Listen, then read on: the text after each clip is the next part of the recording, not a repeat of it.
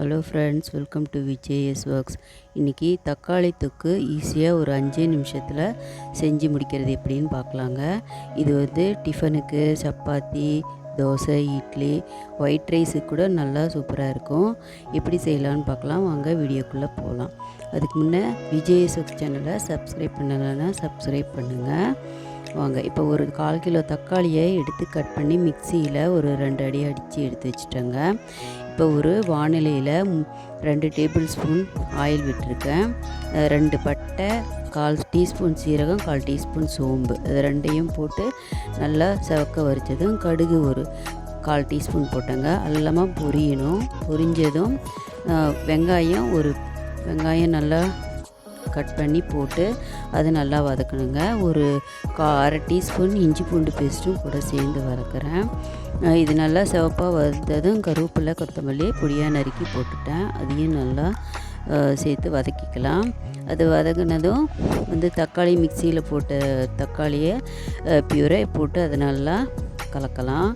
இது தண்ணியை முதல்ல சேர்க்கக்கூடாது. அந்த தக்காளியெல்லாம் நல்லா சுண்டின வரைக்கும் நல்லா வதக்கணுங்க. இப்போ மஞ்சத்தூள் 1/4 teaspoon, chilli powder 1 teaspoon, coriander powder, கொத்தமல்லி பவுடர் 1/2 டீஸ்பூன், கறி மசால் இல்லை கரம் மசால் எது இருக்கோ அது 1 டீஸ்பூன், அப்புறம் உப்பு 1 டேபிள் ஸ்பூன் போட்டேங்க. இது நல்லா வதக்கலாம். அடுப்பு இப்போ குறைச்சிக்கலாம். அடுப்பை குறைச்சி அந்த தக்காளி இருக்கிற தண்ணி சுண்டுற வரைக்கும் நல்லா நல்லா கிளறிட்டே இருக்கலாம். அந்த தண்ணியெல்லாம் சுண்டுறப்போ அந்த எண்ணெயெல்லாம் மேலே பிரிஞ்சு வந்துடும். மேலே பாருங்கள், இந்த மாதிரி கெட்டியாக ஆற வரைக்கும் நல்லா வதக்கணும்.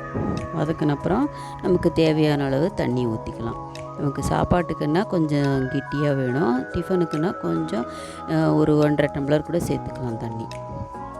பாருங்கள், இது நல்லா ஒரு மூடி வச்சு ஒரு 5 நிமிஷம் வேக வைக்கலாம். இப்போ பாருங்கள் ஆயிடுச்சு.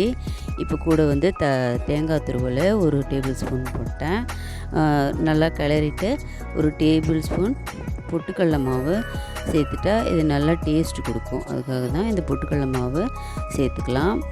சேர்த்து இது நல்லா கிளறி விட்டு கொத்தமல்லி தழை கொஞ்சமாக சேர்த்து மூடி வச்சு அடுப்பை ஆஃப் பண்ணிடலாம்.